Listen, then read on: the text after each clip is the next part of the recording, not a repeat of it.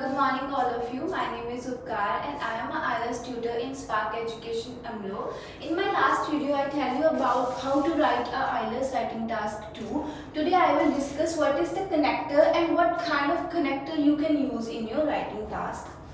First of all, what is connector or linking words? Connector, those words which connect your two lines.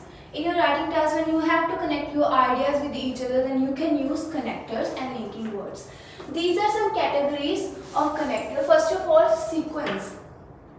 When you have to show the stages, like if you got a process chart, there is number of stages which you have to show, then you can use firstly, secondly, nextly, then, after and first of all.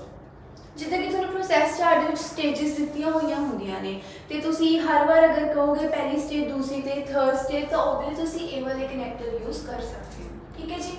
then moving further, the next one is addition. When you have to add another information in your particular line, then you can use these kind of connectors such as and, also, furthermore, in addition and additionally. For example, ਤੁਸੀਂ writing task ਦੇ ਵਿੱਚ ਆਪਣਾ ਇੱਕ reason ਦੇਤਾ, ਉਹਨੂੰ example ਦਿੱਤੀ ਵਧੀਆ ਤਰੀਕੇ ਨਾਲ। ਹੁਣ ਤੁਸੀਂ ਚਾਹੁੰਦੇ ਹੋ ਕਿ ਛੋਟਾ ਜਿਹਾ ਰੀਜ਼ਨ ਉਹਦੇ ਨਾਲ ਇੱਕ ਹੋਰ ਐਡ ਕਰ ਦਿੱਤਾ ਜਾਵੇ, ਤਾਂ ਤੁਸੀਂ ਐਡ ਕਰਨ ਦੇ ਲਈ ਜੋ ਕਨੈਕਟਰ ਯੂਜ਼ ਕਰੋਗੇ ਉਹ ਹੋਣਗੇ additional connectors. Next one is contract.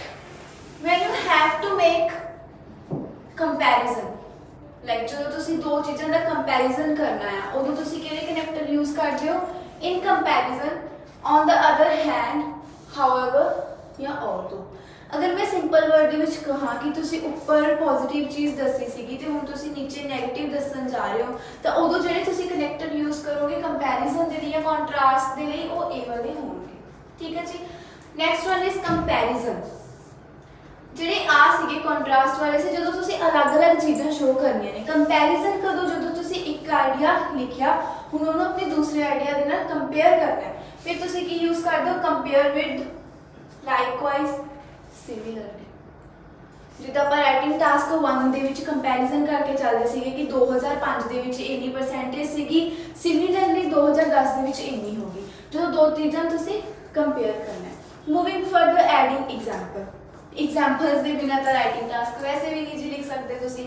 ਉਹ ਕਹਿ ਦੋ ਕਿ ਟਾਸਕ ਰਿਸਪੌਂਸ ਪੂਰਾ ਹੀ ਨਹੀਂ ਹੁੰਦਾ ਜੇ ਤੁਸੀਂ ਐਗਜ਼ਾਮਪਲ ਐਡ ਨਹੀਂ ਕਰੋਗੇ। ਉਹਦੇ ਲਈ ਤੁਸੀਂ ਕੀ ਯੂਜ਼ ਕਰ ਸਕਦੇ ਹੋ? ਹਰ ਵਾਰ ਫॉर ਐਗਜ਼ਾਮਪਲ ਨਾ ਲਿਖਣ ਨਾਲੋਂ ਤੁਸੀਂ ਟੂ ਇਲਸਟ੍ਰੇਟ ਜਾਂ ਫਿਰ ਟੂ ਸਾਈਡ ਐਂਡ ਐਗਜ਼ਾਮਪਲ ਵੀ ਲਿਖ ਸਕਦੇ ਹੋ। ਠੀਕ ਹੈ ਜੀ। Moving further, result. When you have to show the result of any particular thing, ਤਾਂ ਤੁਸੀਂ ਕੀ ਯੂਜ਼ ਕਰੋਗੇ? So, hence, as a result, therefore। for example, मैं कह रही हूँ कि इस चीज़ ਦੇ ਇਹ ਇੰਪੈਕਟ ਪੈ ਰਹੇ ਨੇ, ਇਸ ਕਰਕੇ। ਹੁਣ ਜੋ ਮੇਰਾ ਵਰਡ ਹੈ ਇਸ ਕਰਕੇ, ਇਟ ਇਜ਼ ਅ ਰਿਜ਼ਲਟ। ਹੁਣ ਮੈਂ ਰਿਜ਼ਲਟ ਦੱਸਣ ਜਾ ਰਹੀ ਹਾਂ ਕਿ ਕੀ ਰਿਜ਼ਲਟ ਨਿਕਲ ਰਿਹਾ, ਤਾਂ ਮੈਂ ਇਹ ਵਾਲੇ ਕਨੈਕਟਰ ਜੋ ਨੇ ਲਿੰਕਿੰਗ ਵਰਡਸ ਦੇ ਯੂਜ਼ ਕਰੂੰਗੀ। Highlighting. When you have to highlight a particular thing, ਜਿਵੇਂ ਮੈਂ ਕੋਈ ਐਗਜ਼ਾਮਪਲ ਦੇ ਰਹੀ ਸੀ, ਉਹਦੇ ਵਿੱਚ ਮੈਂ ਕਿਸੇ ਪਾਰਟੀਕੂਲਰ ਜਗ੍ਹਾ ਦਾ ਜਾਂ ਕਿਸੇ ਪਰਸਨ ਦਾ ਜਾਂ ਕਿਸੇ ਥਿੰਗ ਦਾ ਨੇਮ ਲਿਖਣਾ ਹੈ, ਕੋਈ ਗੱਲ ਉਹਦੇ ਬਾਰੇ ਕਰਨੀ ਹੈ, ਤਾਂ ਮੈਂ ਯੂਜ਼ ਕਰੂੰਗੀ in particular, specially, mainly. Next one is restating. Restating ਕਦੋਂ ਹੁੰਦਾ ਹੈ? ਜਿੱਦਾਂ ਕਿ ਆਪਾਂ ਕੋਈ ਲਾਈਨ ਲਿਖਤੀ, ਠੀਕ ਆ, ਬਟ ਉਹ ਆਪਾਂ ਥੋੜੀ ਕੰਪਲੈਕਸ ਲਿਖੀ ਸੀ, ਆਪਾਂ ਚਾਹੁੰਦੇ ਕਿ ਇਹਨੂੰ ਸਿੰਪਲ ਵਰਡਸ ਦੇ ਵਿੱਚ ਆਪਾਂ ਅੱਗੇ ਐਕਸਪਲੇਨ ਕਰ ਦਈਏ, ਉਦੋਂ ਆਪਾਂ ਯੂਜ਼ ਕਰਦੇ ਹਾਂ ਇਨ ਅਦਰ ਵਰਡਸ ਜਾਂ ਫਿਰ ਇਨ simple word. The last one is conclusion. We all know that we have to write a conclusion in writing task 1 as well as in writing task 2. Then you can use to sum up, to conclude, to summarize and in conclusion. So these are the basic linking words which you can use in your writing task 1 as well as in your writing task 2. In my further video I will tell you how to write a agree or disagree essay.